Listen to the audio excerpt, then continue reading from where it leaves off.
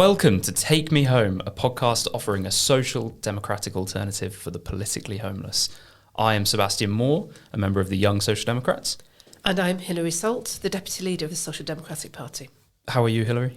I'm good, yes. Very excited to be finally at Election Day, US Election Day. I know, I'm really excited for tonight. Okay, what are we going to talk about today? So today we're going to do our usual news section where I'm going to talk about the flooding in Valencia. I think you want to talk about falling fertility rates. And then in Bring Me Solutions, we have Joanna Williams joining us to talk about education. And then we'll finish off with Culture Club. Excellent. Okay, shall I get started then on fertility rates? Of course. Okay, so the news headline then at the moment is that the Office of National Statistics have released their data that says that the fertility rate in England and Wales has fallen to 1.44. So that's 1.44 babies for every woman. 591,000 babies were born in 2023, which is the lowest since 1977. And the fertility rate itself is the lowest ever. So this is a big concern for Western countries, but particularly developed countries all around the world, because fertility rates are below the replacement rate of 2.1. So 2.1 babies per woman is the rate that's necessary for the population to replace itself. And this is a big concern for countries. But I wanted to start off, before we go sort of to talk about a wider conversation surrounding this, I firstly wanted to ask you, how do they measure the fertility rate? And how do we know that it's 1.44? Because you spoke recently at the Battle of Ideas on this topic, and what you said is that the first time I'd ever heard this. So could you share that with the listeners? Yes, so this is my old day job, actuarial studies. So there's two ways that we can measure fertility. One is what we call the cohort fertility rate, and the other is what we call the period fertility rate. So let's look at cohort fertility rate first. So kind of the clues in the name really. So a cohort says, let's take a cohort of women and measure them until they stop having children, and then have a look backwards at how many children they had on average. And at the moment, we're thinking about doing that today. If we look at women born in the late 1970s, they will now have reached their mid-40s, and so we can measure their cohort fertility rate. What we can't do at the moment is measure the cohort fertility rate of young people born in the 1990s, because we've got to wait 20 years until we can really say what their fertility rate was. So I'm not saying that the debate over fertility is wrong, but we just need to be a bit careful about measuring fertility rates until we really know the outcome.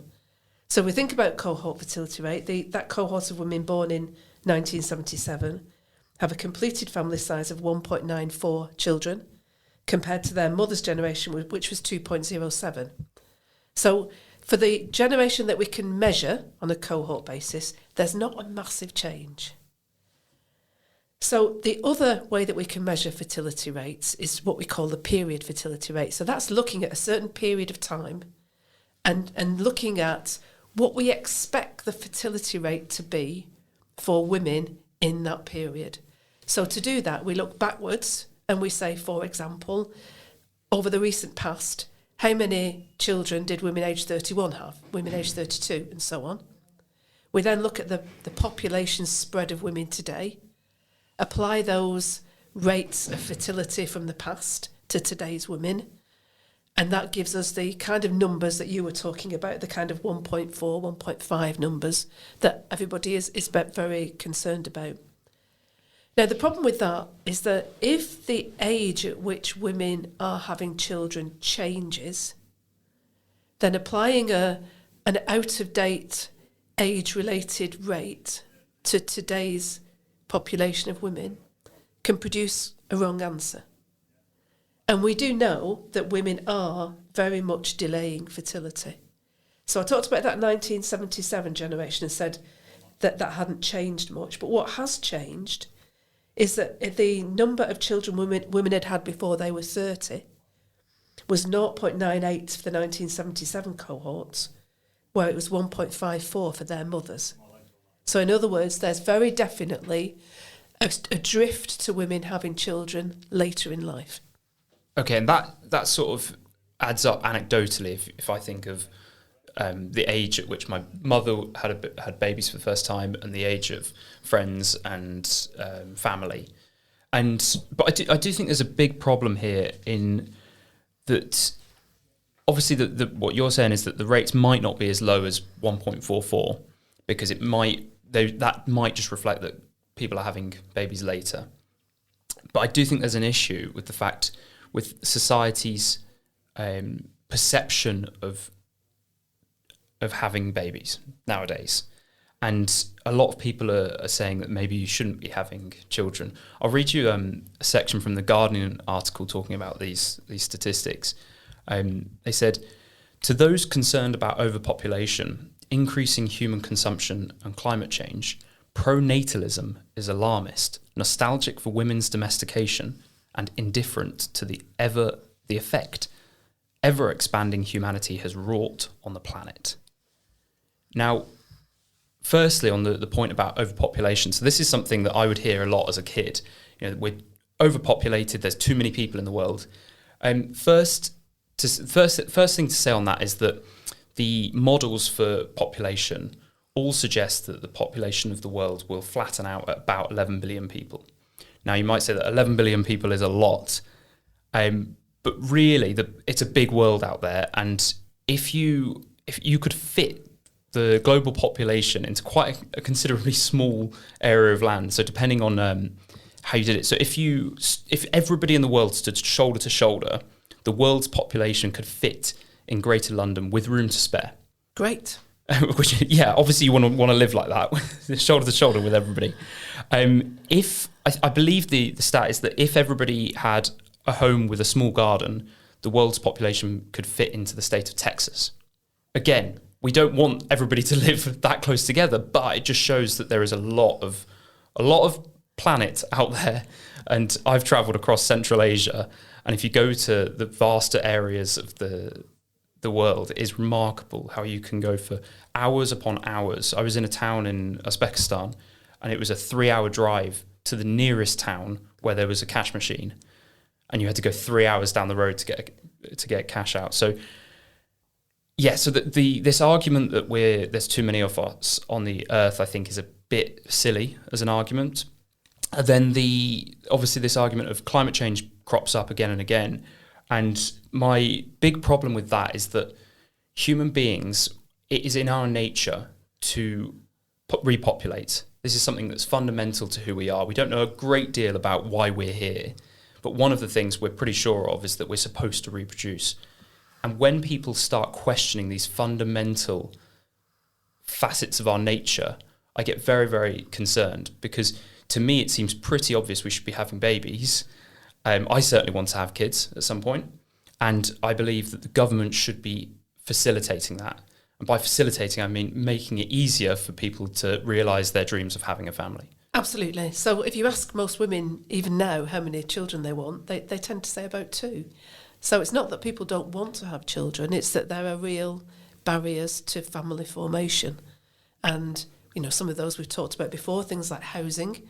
And to the extent that we need to make sure that people can fulfil those dreams, then we would say that government needs to be taking steps to make it more affordable to set up as a family, to have children, have more affordable childcare.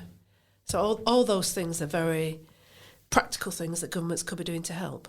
Yeah, exactly. And it's one of these amazing things, actually, is that if you look at the birth rate out there for countries across the world, firstly, about 2/3 are below the replacement rate of 2.1.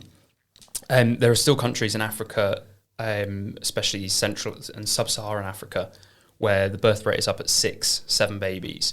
But what happens is when countries develop and when people become rich enough to know that their babies are going to survive, they generally will have about two children. That's called the demographic shift in the actuarial Right? textbooks. Yes. And like you say, that it's not a question of people not wanting to have children, because when you ask people, when you survey, it does seem to average out about that rate. I, for one, want lots of kids. I know a lot of my friends that don't want lots of kids. It will average out at about the right amount about the right number. Now, there are other suggestions from these news articles I've read. Professor Sarah Harper, I believe she's called, suggested that the only way to deal with falling birth rates in the Western world was to increase people to migrate from places like sub-Saharan Africa, so that they can then fill the gaps in the labour force and pay the taxes which will go to the pensions of the ageing population. Now, this is a situation where I think smart people can believe stupid things. And I think people on the street, people out there, average people know that that's a crazy idea. The social upheaval of moving large swathes of population from one continent to another just so that they can pay our elderly population's pensions is crazy in my mind. And it seems pretty obvious that we should be encouraging the development of these countries so that their birth rates will match, what was the words you said? The demographic shift. Demographic shift will shift demographically to a sustainable level. Yeah, I guess two things there. The first is that in terms of, do we need these people in the workforce? Do we need lots more people to do the work that needs doing? I think if you look at things like vast numbers of people actually moving outside of the workforce, kind of air quotes voluntarily, I'm saying, because some of those people clearly are not well enough to work, but some of those people are deciding that they prefer not to work. And if we had better paid jobs, more productive, more fulfilling jobs, I'm sure we could reverse that trend. The other thing is you said something about people, we need to import people to pay our pensions. Now, two points there. One is that if you look at the overall dependency ratio in a society, so the kind of people that we need to support as a society are the older people who can't work and our young children. Now, automatically, a society that isn't producing young children does have a bit of extra ability to support its elderly population. So, that's one reason why actually we don't need to import a lot of people to support our older population. And the other thing is that there's a real misconception that when people retire, they stop working. Now, when people retire, they stop getting paid. But there's hundreds of thousands of people who are at or above state pension age who are doing a lot of work. So they're doing things like supporting working women. They're the grandma who looks after the kids when they've got chicken pox. They're staffing our citizens' advice bureaus and our libraries. They're volunteering. And without that kind of it's almost a reserve army of labour, isn't it? Without those people to do a lot of stuff that society needs doing and yet doesn't seem to be prepared to pay for, we'd actually be an awful lot poorer, all of us as communities. I wanted to just add one thing on how governments can make it easier for people to have families. One of the issues that I think is prominent nowadays compared to maybe 50, 60 years ago is that people move around in the country a lot more, internal migration. So, for example, I grew up in Dorset, as you know, and I now live in Manchester. So if I were to have kids, I wouldn't have my parents nearby and I wouldn't have a large support network. I would help. Okay, great. And this lack of community, I think, is a huge aspect to why people are perhaps put off having children. I know, for one, that I'm desperate to find a really strong community so that when I do have children, I know that they're going to be safe playing in the street. I know that I'm going to be able to raise them in a way that speaks to my values. And I think governments can do certain things to encourage a better sort of community-led lifestyle. For example, I think parents should be able to stay home with the kids if they want to. I don't think parents should be incentivized to go into the workforce, or both of them, I should say. So, for example, at the moment, the personal allowance allows 10% of that to be transferred to a spouse. That should be 100% in my mind.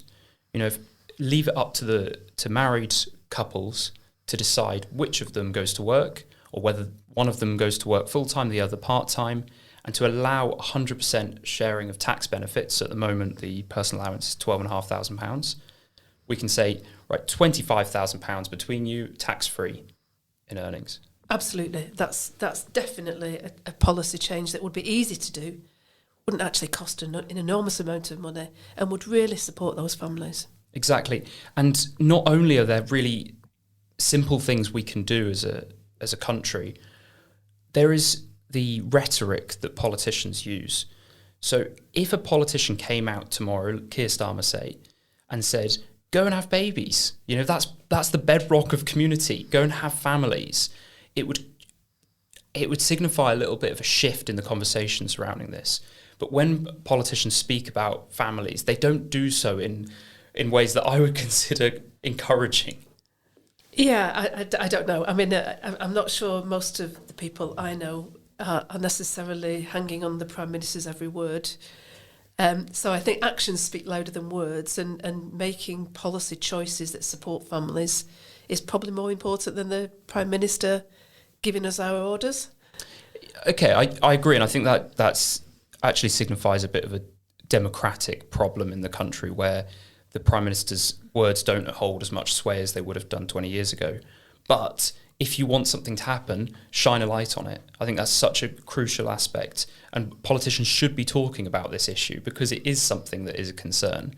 I think when a society loses confidence in itself, you would start to see things like this where it's no longer having kids. And we've seen this all over the developed world, but particularly in the West. And why is it that countries, when they get richer, start to say, wow, I'm not sure I can have kids? And it's crazy to me that we've seen huge amount of wealth increase in the Western world, and yet it's harder for young couples to raise a family. That's a big failing of Western governments. It is. Having children is the ultimate way that you make an investment in the future, not just your future, but the future of your community and your nation. And we definitely need to encourage people to put a down payment on that. So go have babies, people. Okay, let's move on then to the flooding in Spain. So would you just give us a brief explainer on what's going on over there? Yes, I'm sure everybody has been really upset by the heartbreaking stories of the kind of human tragedies in Valencia. Lots of us will have been on holiday to the region, so I think that gives us a bit more of a kind of individual stake, a kind of emotional stake in what's going on. To recap the story, on Saturday, October the 26th, what's called a gota fria, a cold drop, formed off the Spanish coast.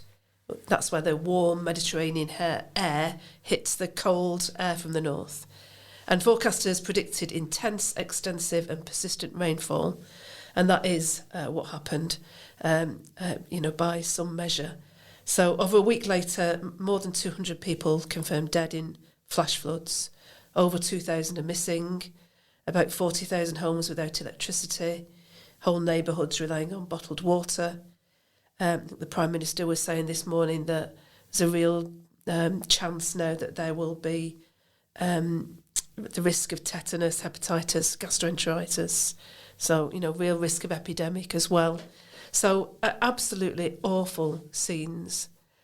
And it seems that, there has been some seemingly justified criticism that the weather alerts were not issued soon enough. Certainly the red weather alerts weren't raised at an early enough stage.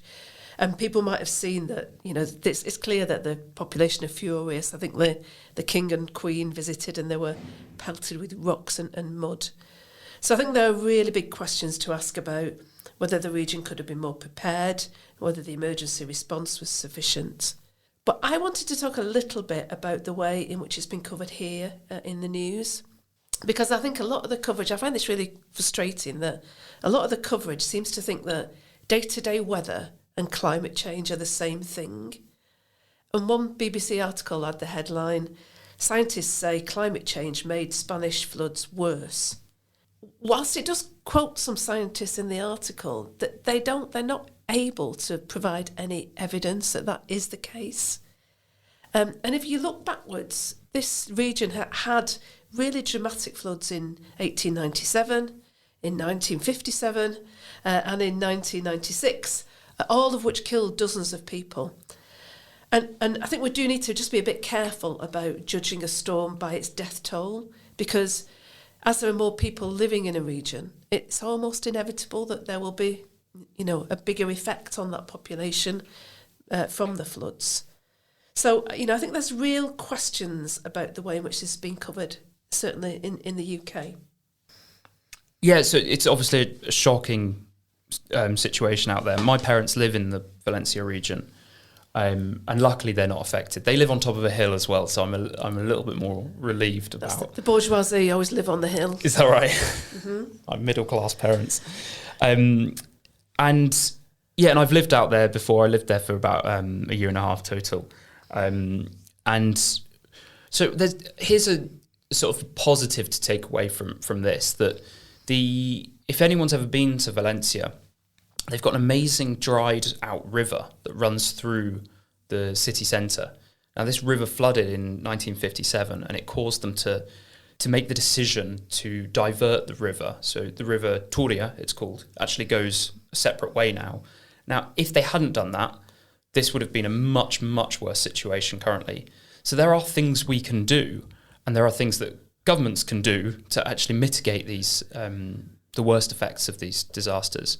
Absolutely, that's the good half of the story. I think the bad half of the story is that most of the damage has been done in developments that have been permitted along that new route of the Turia, where there was a newly created floodplain, and then it's the development there that has taken the brunt of the flooding. So it does seem to me that there's a lot of poor planning that somebody needs to be held to account for, and had that poor planning not taken place, then some of these fatalities would not have happened.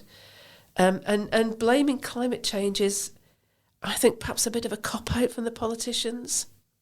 Yeah, I think that's a really good point, actually, is that there's a tendency nowadays we talk about sound bites in politics, and climate change has become one of those sound bites.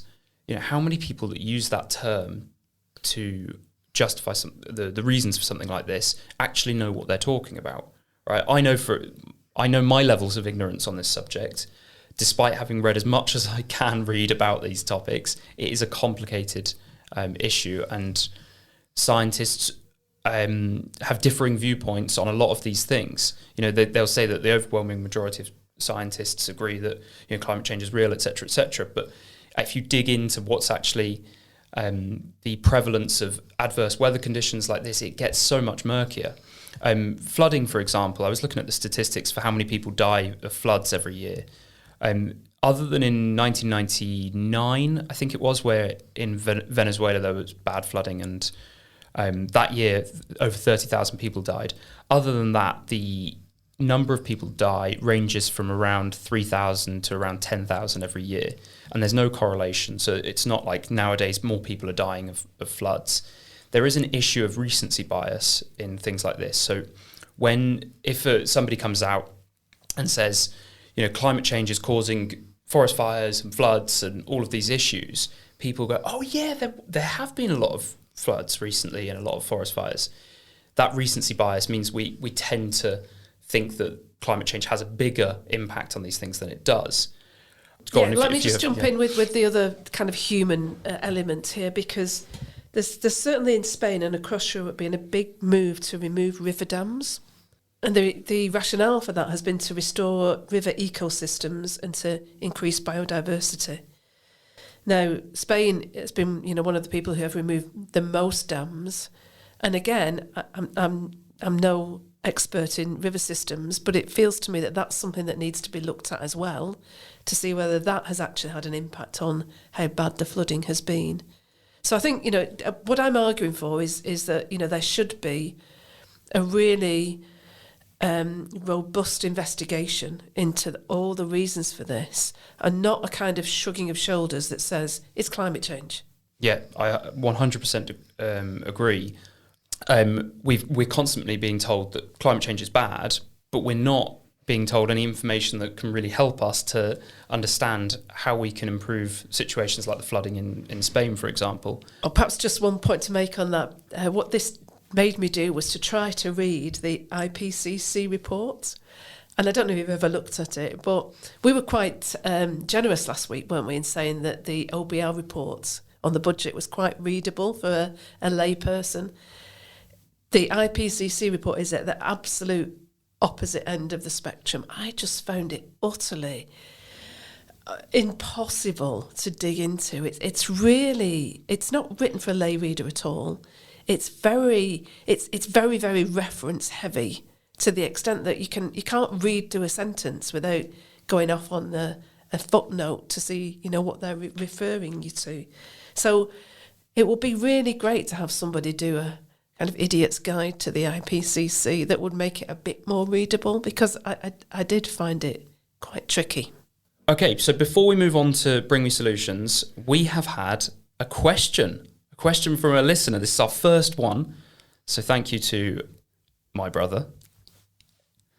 Alex, my brother, has asked this question. He says, can you elaborate on what social democracy is in relation to politics? Where does it fit in on the political spectrum? And how do I know if I'm a social democrat? So I would say you need to disaggregate the words into social and democrat. The first is that we believe in a social market, which is to say that we absolutely think that the market and private companies and competition works really well in lots of areas. So, if you're making ice cream and selling ice cream, let's leave that to the private sector. But there are areas where the market hasn't been very good at producing the right outcome for populations. So energy, water, those kind of things you might point to. And in those areas, we'd argue that you need more of a social market. So a market where government intervenes, perhaps to push forward investment, say in something like nuclear, which we talked about the other week on the podcast, or to help organise something like transport, which obviously covers the whole of the country. So that's the social bit. Democratic bit is probably a bit more obvious. So obviously there's a clue that means, we want lots of people to be involved in the democracy. And that doesn't just mean in national elections once every 5 years. That means local democracy at your parish or your council level, and making sure that we hear the voices of people who not only have the same rights equally across the piece, but also who often know more about local issues, can have a better knowledge of how we intervene and how we make things work better. Excellent. I fully agree. So Alex said, how do I know if I'm a social democrat? And I would say you think that ordinary people's voices matter and that the market isn't the answer to everything. Perfect. I 100% agree with that. So thanks for that question, Alex. If anybody else has a question about anything we say in the show, email us. Our email addresses are in the show notes. In Bring Me Solutions this week, we're joined by a very special guest. We have Joanna Williams here, the author of many books, visiting fellow at MCC Budapest. Joanna, what's your main thing? Because I see when I look at you on the internet, you've done all these books. You were the education editor at Spiked at one point. You've written articles for The Times, The Telegraph. What's your main thing? It's a good question. I wear lots of hats, that's for sure. I guess author, journalist, but education's been a running theme throughout my adult life. I was a teacher, then a university lecturer, and I'm still doing that a bit today, and writing mainly about education. I always seem to be drawn back to it. So I guess politics, but with a real focus on education. What is it about education that interests you? It's a really good question. And I think, obviously, it's a bit of a cliche to say it, but a very personal reason. I honestly don't think I would be sat here today if it wasn't for great teachers and great experiences in school that I had in my own life. I think I was really lucky. I went to a Catholic primary school, which was very strict. This was in Middlesbrough when I was growing up. And they had exceptionally high standards of children from the very youngest ages. And I think it was a real escape for me. And I think when people say that, they often say that education is an escape in a kind of social mobility type of way, in a very literal way. And I think that's true for me to a big extent. But I think I also found education just to be a real escape in terms of the subject matter, thinking about different things. I loved reading as a child, and that escape into literature, escape into just thinking about other things that were a million miles away from the world that I actually lived in, was completely transformative. Okay, and today you wanted to talk a little bit about some of the problems surrounding our education system nowadays. So can you, because there's been a lot in the news in recent months, I know before the general election there were talk of Labour introducing this supervised teeth brushing in schools.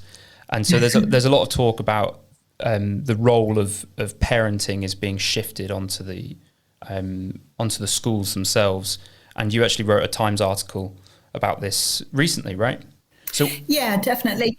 I mean, I guess just to go back to what I was just saying, my main worry about education nowadays is that children don't get the same chances that I had when I was growing up. And I mean that in the sense of academic achievement, that they just don't get those opportunities for social mobility through education. But also that, like, when I'd gone to school, as I was saying, for me, education was, in a way, a source of escapism.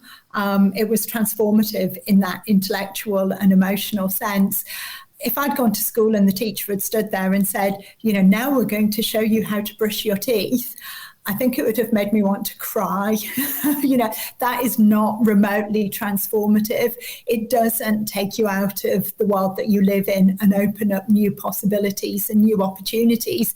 It's just the most boring aspects of reality that are being rubbed in children's faces, quite literally, if it's a toothbrush, kind of again and again. And the point I'm making in the Times article is that the more schools go down this route of engaging in these kind of daily child rearing tasks, I would describe them as they're taking over from parents and they're actually undermining the family. They're undermining the responsibilities and the roles that you would expect mothers and fathers to be playing.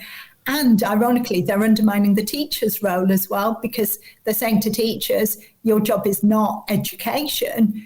What's important about you is not that you've got good subject knowledge. I mean, I was an English teacher, and the reason why I wanted to teach English was because I wanted to pass on that love of literature that I had to other children. I didn't want to stand there at the front of the classroom telling children how to brush their teeth, what they should eat for their dinner, how much exercise they should do each day.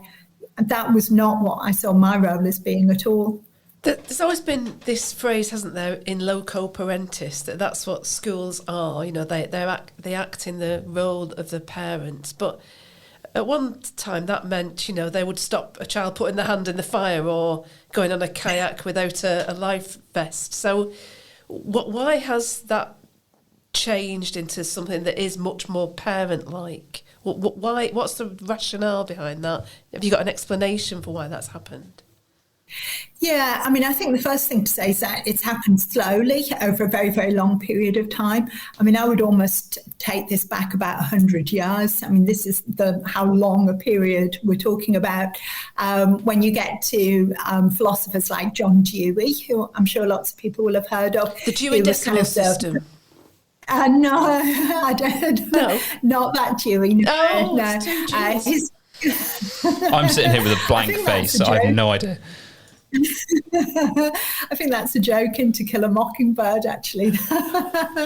But I mean, unless I might be very mistaken, maybe it is the same person. But the Dewey I'm on about, John Dewey, is best known for what's called progressive education, child-centred education, and this idea that rather than subject knowledge being at the heart of education, children should be at the heart of education. And rather than thinking about what's important about the subject, in my case, what's important about literature, or, you know, what's important about maths or history or geography, the starting point's got to be what's important about the child, what's special about the child. I mean, I guess a lot of people listening might be thinking, well, of course, education should be child-centred.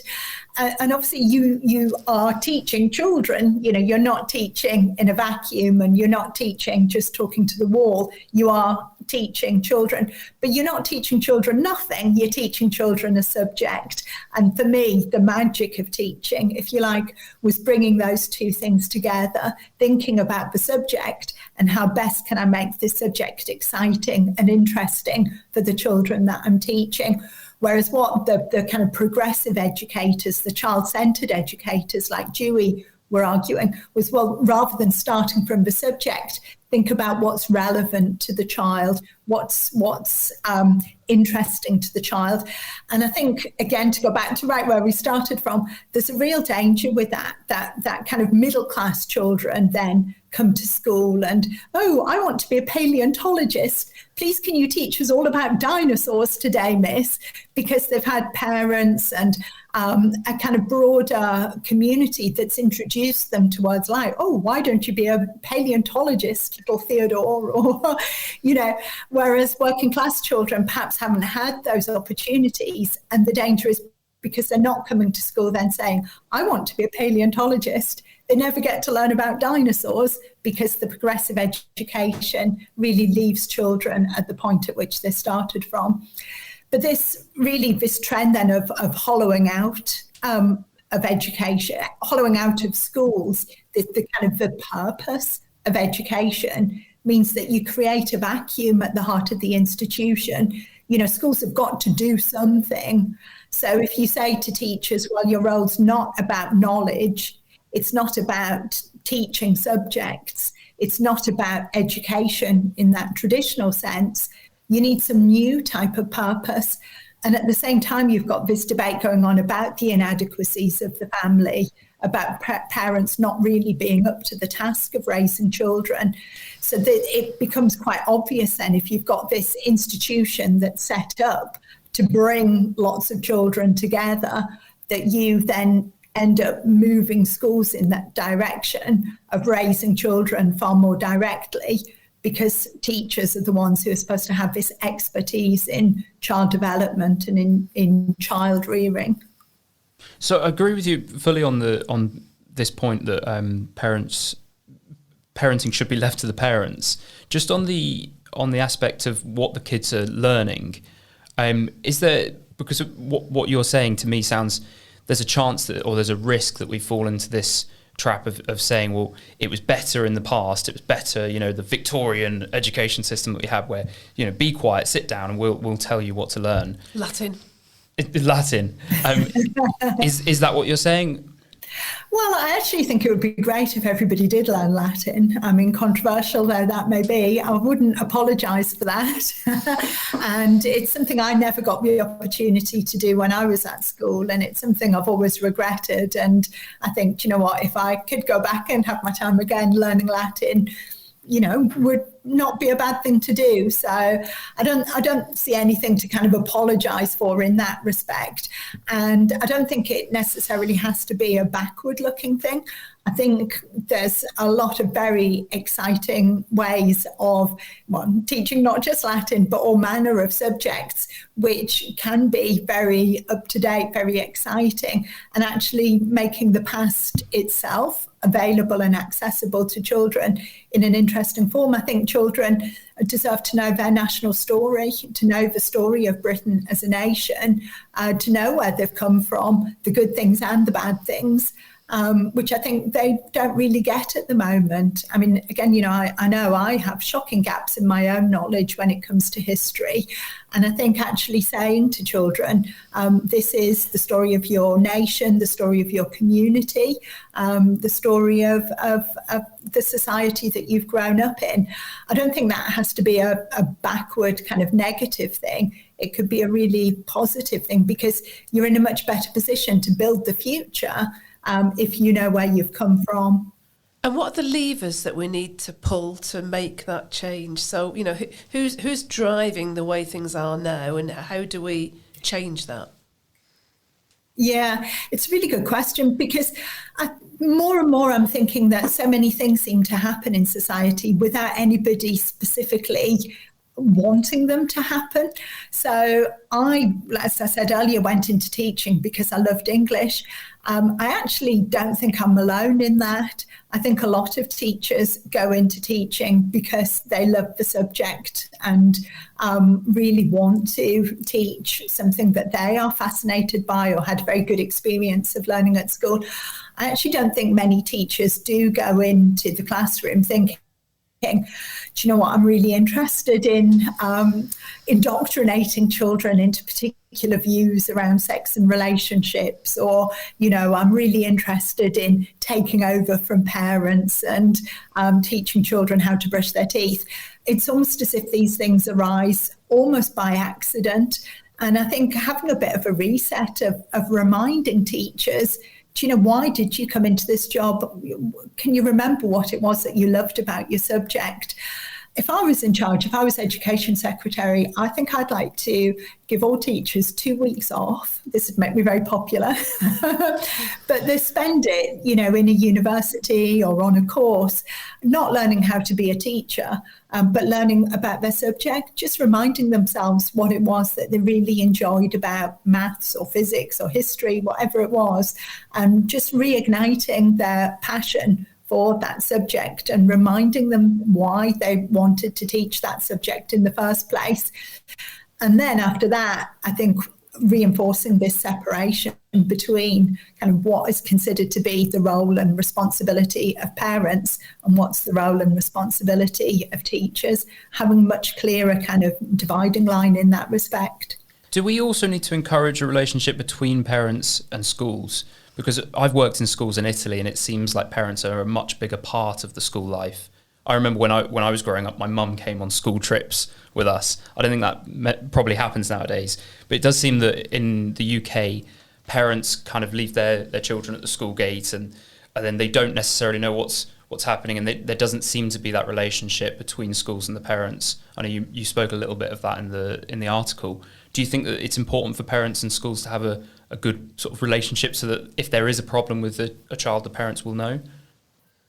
So I think you're absolutely right. It's very important for parents and teachers to have a positive relationship with each other. And at the end of the day, both parents and teachers have got the interests of the child at heart. But I hate to say it, Sebastian, because you look very young, but I think you're showing your age a little bit, because I actually think schools nowadays do an awful lot to get parents involved and get parents into the classroom, whether that's going on school trips, helping out with raising money, coming into the classroom to see the children, working, to watch assemblies, all of this kind of thing. And I have to say, the thing I hated most, I've got 3 children myself, are all grown up now, thank goodness. But the thing I hated most as a parent was the homework that was clearly not meant for the child at all, but the homework that was meant for the parent to do. I mean, whether it was kind of make some elaborate models or whatever it was, that you just knew there was no way that a 4-year-old was going to do it. And the Oxbow Lake. The what? The Oxbow Lake model. I remember that. Do you know my mum used to write in letters when I was in school saying, "Dear, Mr. So-and-so, Sebastian has not done his homework because we were away for the weekend learning about the local history or whatever. So I used to get away with not doing too much homework. I mean, the thing I on a more serious note, the thing that I think is a real problem with the homework is that the more teachers are doing things like teaching children how to brush their teeth and what to eat and what to think about sex and relationships. Clearly, children do still need to learn how to read and write, and that does take up a fair amount of time. And if you're using so much of the school day for these kind of child rearing tasks, you don't have that time to read and write. I mean, I remember when I was at primary school, the teacher had a little coloured chart on the wall, and she would hear each pupil reading for a few minutes every single day, each pupil. And they just don't do that anymore. And so what that means is that the teachers are doing the lessons in toothbrushing, lessons in consent, lessons in 72 genders, and they're sending the reading books home with the children for the parents to teach reading.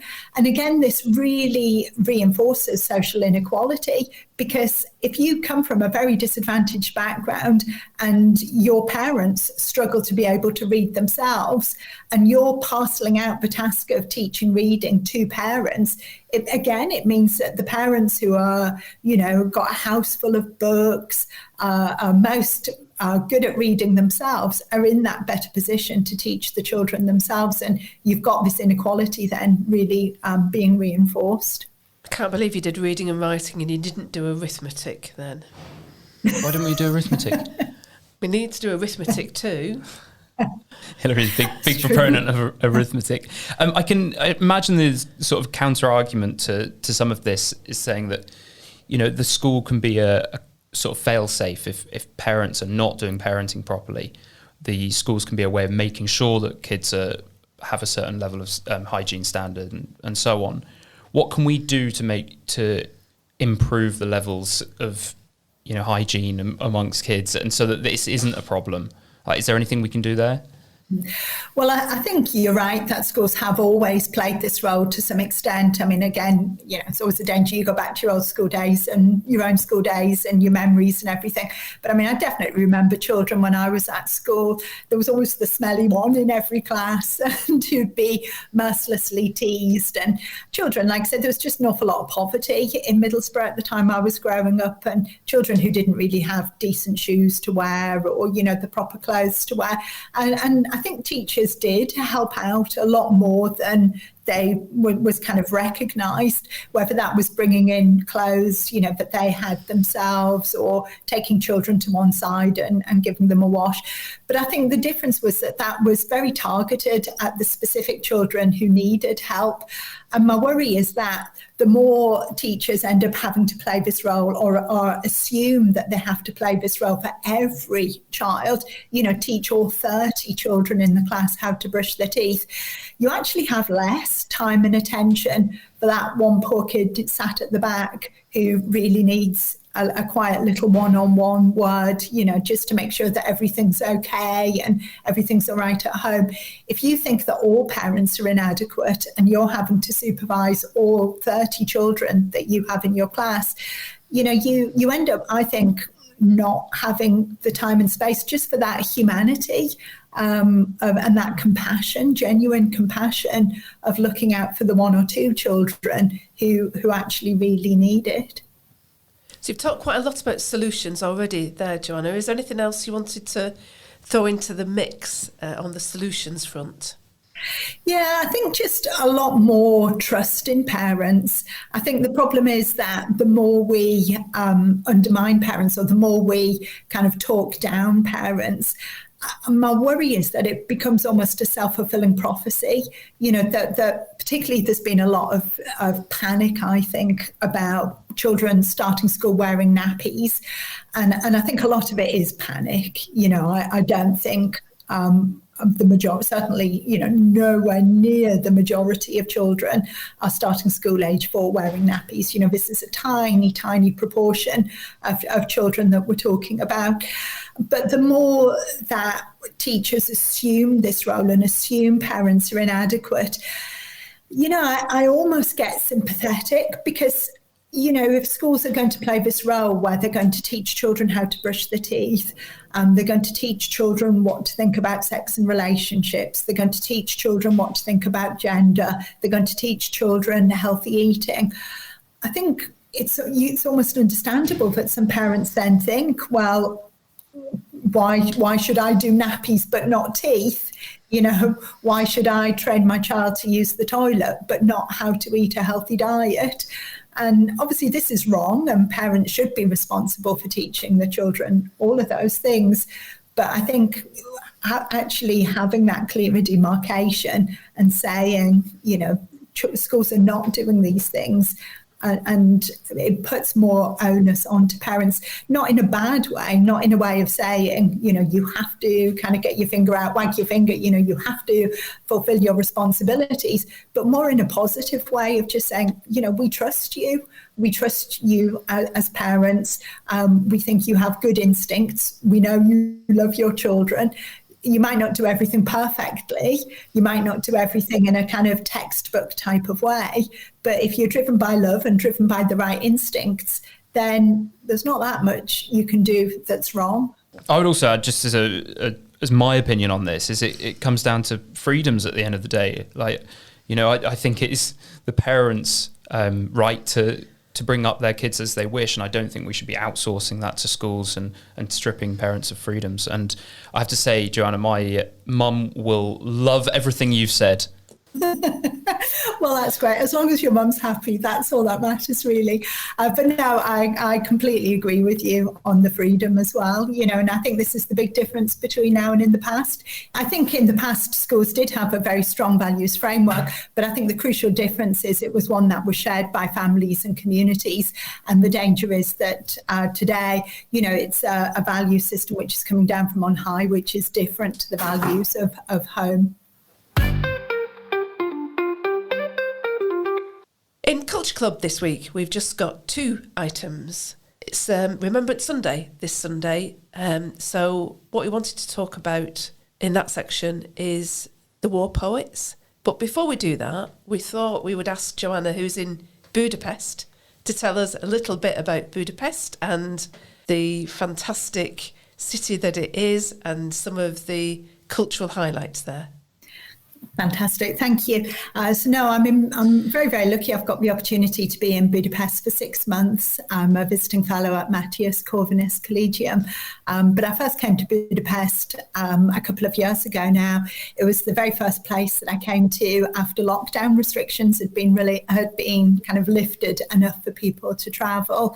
And I think partly because of that, perhaps, and because of the city itself, I just really fell in love with the place. It was this sense of freedom, obviously literal freedom, escaping lockdown UK and being able to go out and see the world again. But there's something about Budapest which I just think is very, very special. And it's almost as if it's possible to fall in love with the city, I feel as if I've fallen in love with Budapest. There's so many things that I really like about it. One is the architecture. They've got a very good approach, I think, to really preserving the historical buildings and actually kind of reconstructing these buildings.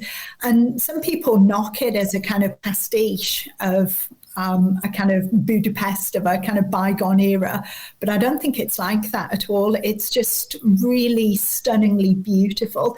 And what comes across is a real sense of pride that feels very different when you're in Britain, and you almost have to be slightly embarrassed about being British. It's like you can be proud to be Hungarian, proud to be in Budapest, and they're obviously incredibly proud of their history and wanting to display it in the architecture of the buildings. Besides that, I just find the people are very friendly. It's very easy, very safe to find your way around, even after dark. Public transport's very good, very efficient. Wonderful art gallery, brilliant museums. I think I'm a real convert, and I think everybody should come to Budapest at least once. And you mentioned that there's no language barrier. There's a lot of English spoken in Budapest.